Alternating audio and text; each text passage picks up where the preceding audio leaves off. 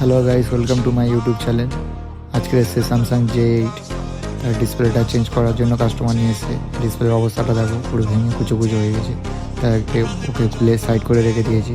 এটাই নতুন ডিসপ্লে, এর মধ্যে সেট করা হবে। তো ভিডিওটা আমি একটু স্পিড করে দিয়েছি যাতে না বড় হয়। প্রথম ওর বডিটা পরিষ্কার করে নিয়ে আস্তে আস্তে আটাটা লাগিয়ে খুব সুন্দর করে আটাটা পেস্টিং করতে হয়, নাহলে ডিসপ্লেটা খুলে যায়। স্যামসাংয়ের ডিসপ্লে মানে খুব সূক্ষ্মভাবে পেস্টিং করতে হয়, ওই জন্য একটু ভালো করে পরিষ্কার করে নিয়ে তারপরে আটাটা লাগানো হয়। আটা লাগানো হয়ে গিয়েছে। ডিসপ্লের ওপরে একটা পেপার থাকে, ব্লু প্লাস্টিক, ওটা রিমুভ করে নিতে হয়, নাহলে টাচের সমস্যা হয়।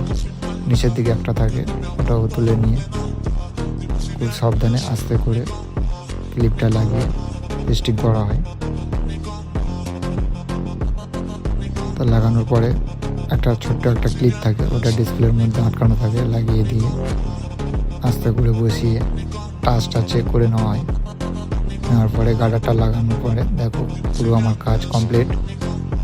এবার ঠিকঠাক হচ্ছে কি টাচটা চেক করে নিলাম, নিয়ে যখনই কাস্টমারের হাতে দিলাম, কাস্টমার তো খুব খুশি।